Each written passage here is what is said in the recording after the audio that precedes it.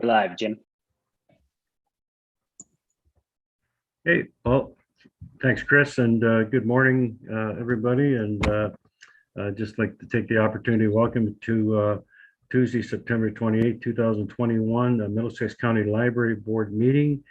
And I'm going to call it to order and ask for provisions or disclosure of pecuniary interest or any general nature thereof.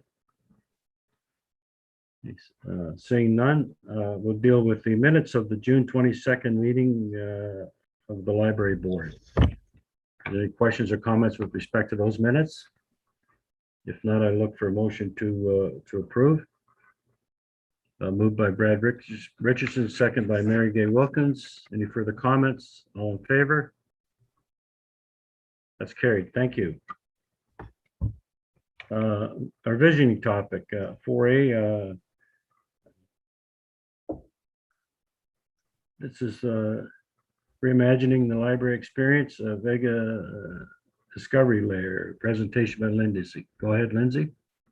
Thank you, Mr. Chair. And I missed adding Amy's name to the presentation, so I'll be kind of introducing and wrapping it up, but Amy is going to provide the guts of the presentation, the technical info. So I will get this started. I'm just going to share my screen.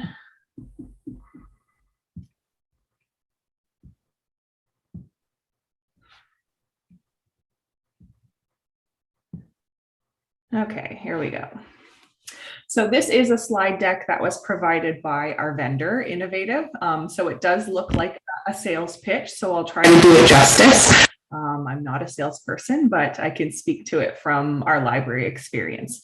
So we're here to talk to you about Vega Discover, which is a new product that we are interested in subscribing to. So we wanted to give you a look at it and walk you through some of the features. So as the slide says, public libraries are transforming. We're dealing with very high user expectations, and the pandemic has really amplified this. Obviously we directed the majority of our users to our website and our digital collections, our online platforms. Starting in March of 2020, we really converted a lot of users, I think, to being primarily digital users. People, they were satisfied with our products and our platforms, but have very high expectations. They're experiencing online stores, they're used to shopping on Amazon, they're used to using apps, so we have a lot of savvy users, and we recognize that library technology and our library platforms need to keep pace with that. So people expect more. Our vendor believes that libraries deserve more, and the pandemic has really accelerated this need and has kind of given this opportunity for different products to transform. So that's what we're here to talk about today. So what we're presenting today is an option to help create that enhanced and better experience, online experience, both for patrons and for staff. So what Amy's gonna walk you through basically is a new online catalog interface from Innovative, our current software vendor, and this is called Vega Discover. So our current online catalog that you link to from our website, it's called Encore. That's the current product. And this new product is called Vega Discover. So Amy and I have been going back and forth with Innovative really since early spring of 2021, doing demos of this product and others, looking at different options and getting preliminary pricing, looking ahead to our software renewal contract. All of these deadlines and opportunities have we're kind of looking at all of those options. So today we want to give you a look at the system, explain why we believe it should be a priority for our 2022 budget. And then what I'm going to do is come back, obviously, in November with our draft 2022 budget. With this product built into that, so that the board can make a decision with that full picture in mind. So it is a new subscription because it is a new product. So this will be built into that draft budget for you to review and prioritize and make sure that it fits with your vision for the next year. So as this slide points out, this is what the Vega Discover product is going to help us accomplish: create personalized and enriched experiences for our library users, people who are searching our catalog for materials to borrow and explore, both physical materials and digital. It's streamlined and interconnected. So this isn't some additional vendor that we would be working with to try to make it fit with our library software. Because this is an innovative product, just like our staff side software, there's that interconnectedness and kind of ease of use between the two systems. Our catalog gives people anywhere, anytime access and engagement. And so enhancing that presence, just makes us stronger in terms of our service delivery. Modern industry leading stack and API. So again, that speaks to that integration with our current software, just the ability to integrate completely with the library software and provide that seamless experience. And then, sorry, my screen is being blocked. Patron privacy, of course, is key. And because this is a library specific vendor, they always keep that first and foremost in mind, ensuring that the products that they create ensure patron privacy, which is always a priority. So Vega Discover is, Vega itself is a whole suite of products. There are different timelines attached to each of these products. What we're looking at specifically is just the one Discover platform. So that, like I said, this is our public online catalog system. This is the piece that we're interested in now, but because this is a suite of options, because it's integrated with our library software, there's the potential to look at other products in the future as they refine some of those products, because some are still in development, some aren't fully realized yet by Innovative. So as they work through that, and as some of our other contracts expire, we may be subscribing to something, paying another vendor for something that one of these products could accomplish for us. And we have looked at different options, Amy and I, over the past year, but just letting you know that this is one portion of this overall Vega suite. That really shows the investment of Innovative into this library platform and into services that are specifically tailored for public libraries. So it's exciting to see. And I'm going to turn it over to Amy to take on the next section of the presentation, which will include a bit of a demo. So Amy, just tell me when to move the slide ahead. Great, thank you, Lindsay. So just to build on what Lindsay has already said, one of the main reasons we're looking to Discover over a different catalog interface is because it's built on the already existing foundation of our Sierra software system. They were designed to work seamlessly together, and that is a huge benefit both for our patrons and for staff when it comes to integrating this into our day-to-day workflows.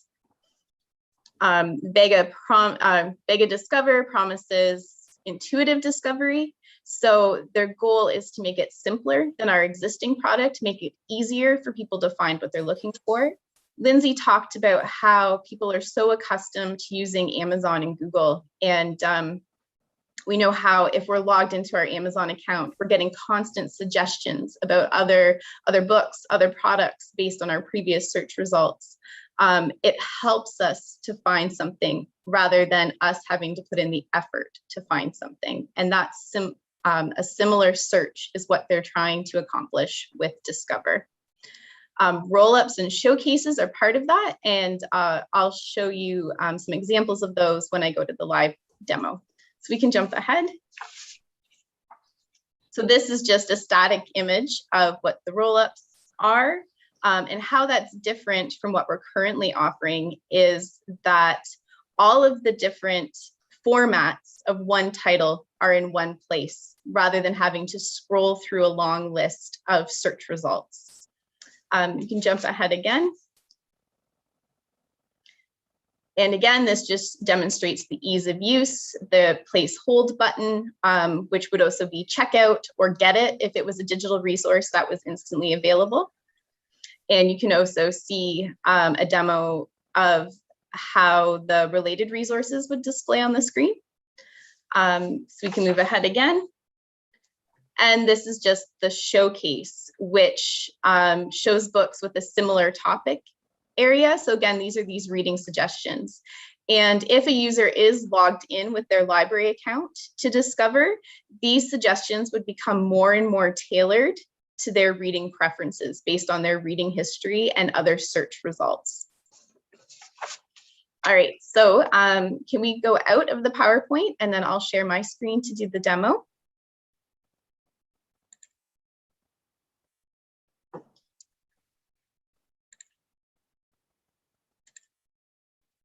So this is our current catalog, Encore. And I will just do a search for a book that I am really excited about reading. Leanne Moriarty. She's a really popular Australian author. And this is her latest title. So Apples Never Fall. So for my search results, I'm getting every single version that we have of the book, which is 5. We have the regular large print audiobook and then 2 different electronic resources. Nothing else underneath. And when I pop into the record, that's where I find my place hold button, a little more details about the book, and similar titles. So the read-alikes here are actually provided by Novelist. So that's a separate subscription. Whereas with Discover, this would be built in. We wouldn't have to pay for this extra feature. If I didn't remember the title of the book exactly, and just remembered the apples part, you can just see that there's a lot to scroll through there, and that the ones of the same title aren't together. So if I just search apples and that's the book I'm looking for, but I wanted the ebook or the audiobook, I have to go through quite a bit before I find those. Close that one out. And this is a library system in the US that has already moved over to Discover. And I can perform the same search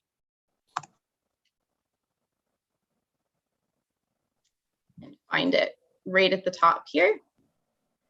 And you can see how I can quickly move between the different formats. I think most of you will also notice how much easier it is to read. The fonts are larger, clearer. There's less clutter along the left-hand side of the screen, where my options for narrowing down my search to different formats are much easier to find. I can see right away the availability. Unfortunately, that one is checked out, but I can also check the availability of the audiobook in Hoopla, which is one of the products we offer, and I can find it that quickly. For ebooks that are available, you can see the little get it button right over here, which, while we don't have Overdrive, this would be replaced with Cloud Library or Access 360. And clicking get it would prompt you to sign into the system, which I'm not able to do since I don't have a card from here.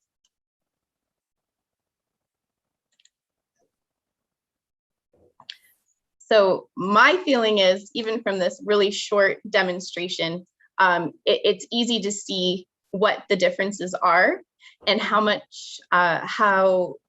Discover is a more modern interface. It looks much more similar to what we see when we're Googling, when we're online shopping, versus Encore, which has a more dated appearance now.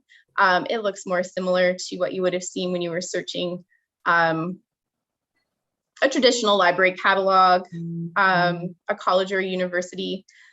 This Discover is much more user-friendly and much more mobile-friendly, which I think is a really important factor now as more people are moving to cell phones and tablets as their primary way of accessing the web. All right, so Lindsay, would you bring the PowerPoint back up, please?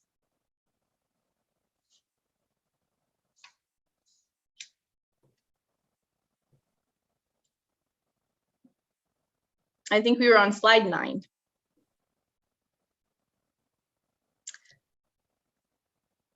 So Innovative has been very forward thinking when developing the Vega platform. And they took into consideration diversity, equity, and inclusion. So what does that mean for the library and for our patrons? So if we can move along to the next slide. So that means accessibility. So like I mentioned when I was doing the demo, we saw the larger font sizes, we saw less clutter on the screen, we saw the ease that we could navigate through that. And that would translate as well to the mobile when there's larger surfaces to tap when you're interacting in that fashion. Languages and translation, they do have it available to translate into Canadian French at this point, as well as Spanish, and they're working on adding other languages. So patrons would be able to flip to a language that they're comfortable with to interact with our catalog. That does have some limits based on the bibliographic data available. If we don't have it entered into our system, the title of a book entered into our system in multiple languages, the title would still display in English, but all of the prompts and instructions would be in the language that they selected. Diversity of resources. So what Innovative means here is the way that search terms interact with our data. So their goal is to have more results appear for the patron when they search particular terms. So when somebody searches a sensitive topic, so let's say residential schools, Innovative wants to ensure that that search term is bringing up results with all different perspectives and that those Indigenous voices are represented in those search results. So it's a little tricky to explain if you're not familiar with how metadata works. But it's just been really great to see that Innovative is making this a priority. And there's a lot happening behind the scenes in libraries right now to make sure that the language in our bibliographic records is reflecting these ongoing changes in the world right now, and that we are using more inclusive language that's representing more perspectives, and having Innovative focus on that and bringing out those results when patrons are searching the catalog is, I think, a really great step forward for us. And lastly, they mentioned digital divide. That comes up quite often in our rural communities. And what Innovative means here is that they are really working hard to make sure that this is accessible on mobile. So I've had it happen myself. I'm sure it's happened to many of you. Your internet connection at home is just slow. It's not cooperating for you. So you switch over to your phone. Maybe you're hotspotting with it because the cellular network is more reliable than a lot of our connections at home when you live in a more rural community. So ensuring that this product displays really well on mobile, uses a minimal amount of data while you're performing searches and things like that can be beneficial where those poor connections exist. Great, so we can jump ahead again. And this slide is just showcasing some of the libraries that have signed on with Innovative and the Vega Discover product. The one I demonstrated today was the Midpoint library system. You can see that Chatham-Kent is on the list. I believe that they're launching in February of 2022. So it's exciting to see that there's uptake locally as well. So I think it's back to you, Lindsay. Thank you, Amy. Thank you for that demo. So our next slide is just a user testimonial that Innovative provided. So Vega Discover has really delivered on an easy way for library users to find relevant content by combining rich conceptual linking, title deduplication, and a focus on user experience. Vega offers the discovery interface we need. We're looking forward to helping the Vega platform reach its full potential. So that came from a library in Alabama. Just a couple slides left here at the end. So again, Vega Discover is what we're looking at right now. That's where our need is to upgrade our online catalog system. It's part of that whole Vega suite. And as Amy has demonstrated, it's a system that empowers patrons to easily accomplish what they've set out to do, which is search for library materials. You know, it removes some barriers, helps connect people better with resources that we want to highlight.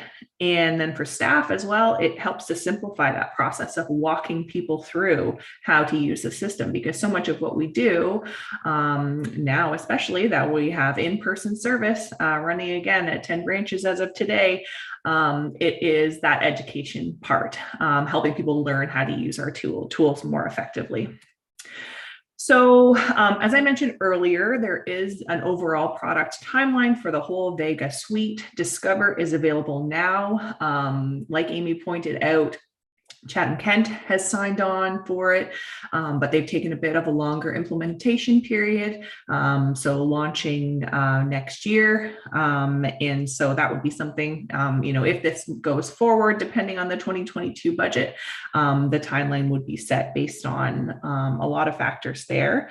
So you'll see that some of the other options, some of the other modules are available and others are in progress. So it's just something that we're keeping an eye on, again, to make sure that we're using funds in the best way, subscribing to things that make sense and complement each other, and watch for new opportunities and, preferential pricing and all those things that go along with that process.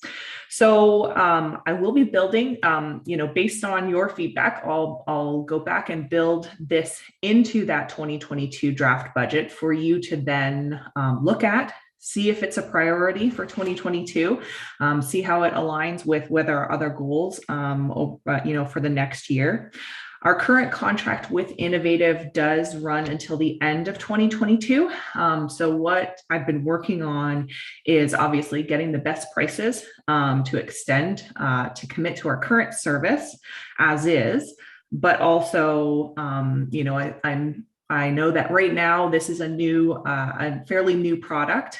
So it is a good time to make this change. There is some preferential pricing that Innovative is offering.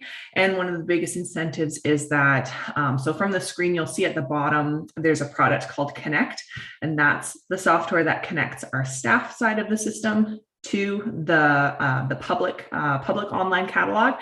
And so the pricing for this, if we committed before the end of the year, this product would be free. And that's about a savings of $6,300 a year. So, we are a current customer. I am trying to get the best prices possible. And this is one of the incentives that Innovative is offering right now.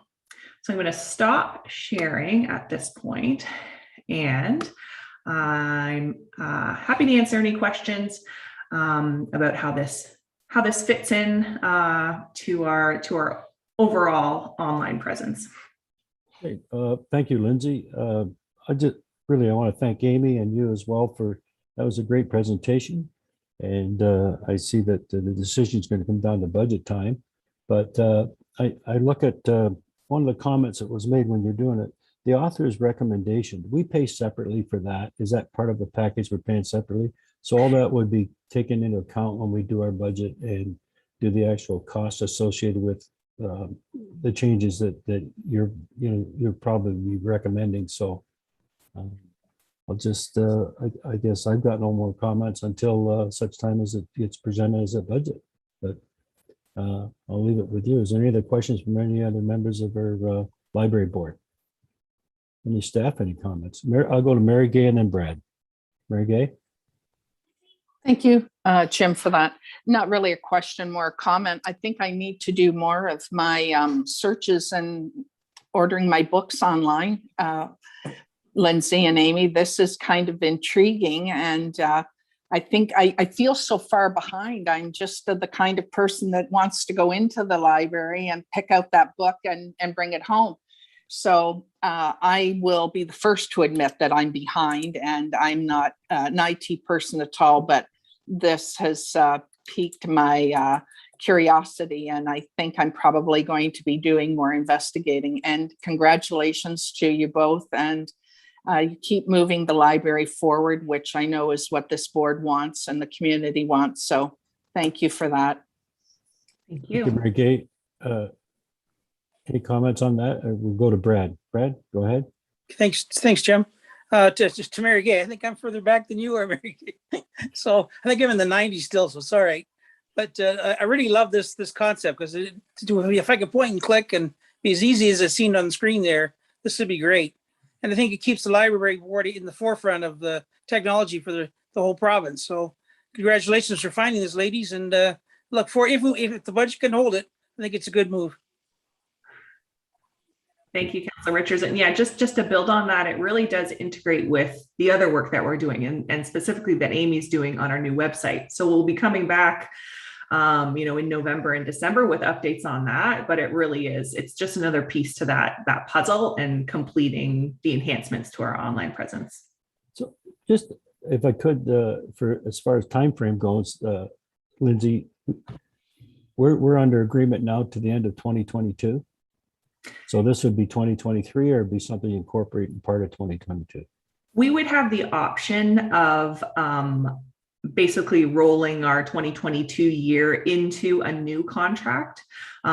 So we would maintain the same pricing that we currently have for 2022, but start a new contract at the beginning of the year. So we have that opportunity to make that change. We don't have to wait a year. And so then we can set that timeline in order to ease people into it. And I think that's what Chatham Kent is doing. You're giving people that kind of bridge between the two systems. That would be the main factor for what our timeline for implementation would be. But the contract isn't a barrier to that.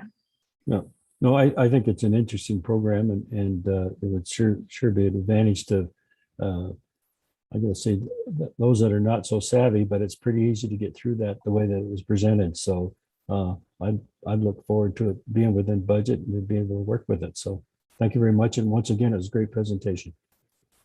Any other questions? Okay, if not, then we'll move on to our action items. And the action items, early literacy and home for 2021-22 contract. Lindsay, you want to speak to that? There's a report with it. Yes. So sorry, I just got to find my page here. This is a new agreement, a new contract, but not a new project for the library to be involved in. So as the report indicates, this is funding that would come from the Social Services Department through the Middlesex Supports program. They've allocated $2,500 to be put towards this early literacy in the home program to be delivered by Middlesex County Library. The project, so the library has been involved in this project for many years. Our children's librarian has sat on it, and more recently, obviously, early on staff have been involved. The funds were held by Women's Rural Resource Center. In the past, they were basically just the bank account for the project, and then the project itself was administered by some health unit staff, some early on staff, library staff, and in coordination with some other community partners. So it's not a new project, but it's newly moved into the, the full realm of the library. And the feeling is that, it just makes strategic sense. It makes sense for a literacy program to be led by the library. It aligns with our strategic plan goals. It aligns with the work that Early On is doing, as well as our early years programming on the library side. It just makes sense for the library to be leading this project. So this year, typically, the project is what we call our baby book bags. And so these are a bag of resources and titles curated, picked specifically for kind of the newborn to baby, 0 to 1 age group, and distributed to new parents in the county. For 2021, 2022, the estimate is that we would be able to reach around 225 children with this project budget. And we are looking for opportunities to make changes, to adapt, to update the materials that are distributed now that the library is going to be kind of taking the lead on this program. So that's the history and what we're looking at accomplishing this year. But I'm happy to answer any other questions that anyone has. Okay, I'm going to open up the floor for any questions, but I had quite a few when I read it, to be honest with you. I had some questions, comments, understanding where it came from and how we got to where we are now. But I had the good fortune of talking to Cindy last week. He got it well explained to me. So I understand it, I support it, and I've got no questions with respect to it. Is there any other questions from the library members? Okay, if not, then I look for a motion that the library board support the provision of the program and authorize the warden, clerk, chair, and director of library service to execute the agreement. Look for a mover on that. Moved by Mary Gay, a seconder. Warden Kathy Burkhardt Jessup. Any further comments? All in favor? It's carried. Thank you. Next, we'll move on to the correspondence and information items. And I'll go through these slowly. If we've got any questions, we could put our hand up, but I'm sure that I'm going to get a couple of comments with respect to item 6G and 6I. So systems internet 2021-22, or sorry, 2021-2020. Any questions? Okay, system circulation 2021-2020. Systems curbside pickup internet appointments, 2021 and 20. Okay. Visual and outdoor program participation, June, August of 2021. Social media activity, June, July of 2021. Okay, early on update, May to August 2021. There is a report from Nadine. Any questions or any comments to follow up with that, Lindsay? Or I just like to point out, obviously, Early On has had a very busy spring, summer, and into the fall. A variety. It's been an interesting process navigating the different restrictions, obviously, that Early On is under. In terms of indoor versus outdoor programming. And Nadine and her staff have done an amazing job of maximizing the number of staff hours that are available and reaching the greatest number of people possible, and really finding a really great balance between virtual and in-person experiences, which have really taken off in a lot of communities. I think we're seeing growth in areas that maybe were a little unexpected, and making new connections, which is fantastic. So we're moving into October, moving into more indoor programming, and hopefully keeping that going as long as possible and just continuing to expand that programming across the county. And you will see at the end of that report, there's a couple posters that Nadine put together that highlight the outdoor play spaces. So the Ilderton space that was completed in the spring, and then the Thorndale outdoor space that was completed in the summer. Both beautiful, both really unique, have a lot of the same elements, but look completely different and have been really well used, especially in our summer outdoor programming. Okay, thank you. Next, we'll deal with newspaper articles concerning Middlesex County Libraries, June to September 2021. Next is library payables, June 15th to September 17th, 2021. Next, we'll deal with Tales and Trails, a Summer Learning Program 2021. There was a report by Shauna with respect to the Child and Early Library and Liz Adema. Any comments on that report, Liz? Or Lindsay? Go ahead. Liz, was there anything that you wanted to add? Just that it was a very interesting summer, combining virtual and physical programming. And I think a lot of lessons were learned for staff. Yes, exactly. You know, we did a full virtual program summer 2020. And so this year we were able to push beyond that and offer those in-person outdoor programming, which is very new for the library, especially. So again, staff really stepped up and, you know, showed off their creativity, and they were excited to be doing that programming.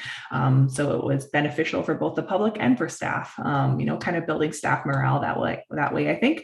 But as Liz said, we've learned a lot, and there are a lot of things that I'm sure we will be expanding on over the next year and planning ahead for next summer in terms of virtual versus in-person and that kind of hybrid model that we've been following. Thank you. Next is the library activity report, and this report from Lindsay Brock, our Director of Library Services. Want to comment on this one, Lindsay, please? Yes, thank you, Mr. Chair. So this report hits a few of our highlights over the past month or so. So top of mind, obviously, is where we're at with our reopening plan. So our phased reopening plan, as of this afternoon at 1 o'clock, we will have 10 branches. So all of the enhanced and comprehensive branches open for in-person access to library services, and those services include borrowing, returns, holds pickup, information services, and computer access. And we are still encouraging short visits and not offering any indoor in-person programming. And we have capacity limits in place, and obviously we are still maintaining our virtual programming and planning for the fall and winter for those programs as well. So that's where we are at across the system. Most excitedly, I've already announced to all of you that our soft launch opening of Stratford happens today at 1 o'clock. I'm in the library right now, and it's looking fantastic. It doesn't look like your typical library opening because we've had to pare down furniture. We have a lot of furniture stored in the program room. So when you stop by and see that, I hope you don't judge me too harshly. But all of the seating and things that can't really be used right now, it's being stored away. So our brand new shelving looks fantastic. The early on space, again, Nadine had it all set up beautifully with all of the new items and all the different PlayStations to prepare for in-person programming that's going to start next week, I believe. We did have to put things away basically because we're still using just certain play kits and things that can be easily washed and not shared between groups of kids. So this is kind of phase one of our reopening. And then when we're able to do so, to put all of our new, fun, beautiful things back in the space, then that full reopening will happen. But very exciting to see this project wrap up. So we have fulfilled the obligations in our funding contract, having expended the full funds that were in the grant. And then our next phase is to be working on the grand opening event. So I'll be able to share more info about that with you and invite you to it. We're just in the process of working out what a grand opening event looks like right now. So that's the Strathroy update. Next on the list here is our Adelaide Metcalfe Novel Branch kiosk. So the kiosk was delivered and set up in the Adelaide Metcalfe municipal office this past Friday. So I was there for that. It went very smoothly. The staff member from the company will be coming back this Friday to do the full installation, configure the unit, and then train staff. So I'll be back out there in Adelaide Metcalfe. So will Amy and Zoe will be there as well to get everything up and running. We are still hope that we can launch the unit to the public the week after Thanksgiving. We'll just have to do our testing and make sure that everything's running smoothly. The office is getting limited traffic right now, but I can tell you that Adelaide Metcalfe staff are very excited to have to soon have a library right in their front foyer. So that's kind of an added a bonus to this new site for library services in Adelaide Metcalfe. So excited to see that move ahead. And then let me just scroll down to the next page here. So our next update on here talks about the National Day for Truth and Reconciliation. So September 30th. So really this whole week, we are recognizing the Truth and Reconciliation work, as well as Orange Shirt Day on the 30th. So these honor Canada's residential school survivors, their families, and their communities. And the day is an opportunity for meaningful discussions of all aspects of residential schools, including the ongoing legacy of this system. So staff will be wearing orange shirts, the Every Child Matters t-shirts, distributing orange ribbons to patrons to encourage that recognition of Indigenous children who did not return home from Canada's residential schools. And they're identifying an area in their branch of where we can kind of create that visual representation using the orange ribbons. Branches with televisions will be playing the 4 Seasons of Reconciliation documentary series, and all branches are encouraged to create book and material displays that really highlight Indigenous authors and publications to support the work of reconciliation. And then our library social media campaign is going to focus on promoting the activities and work of the Center for Truth and Reconciliation. So that's the kind of the public facing side. And then for staff as well, we're getting everyone set up with access to the 4 Seasons of Reconciliation course. So we launched that yesterday, and staff will have until November 4th to complete this course. Which is a course that promotes a renewed relationship between Indigenous peoples and Canadians through transformative learning about truth and reconciliation. So we'll have just over a month to complete that. And then we're going to come back all together for a virtual staff event, staff development afternoon on November 8th. And a portion of that will be dedicated to reflection on this course. So that's our staff development update there. We had a retirement from the Thorndale branch. Jean Barber, branch assistant there. She had her last day on September 18th. Jean joined the library as a student assistant. And so she's had about overall 30 years of service. So with us a very long time. We're very sad to see her go.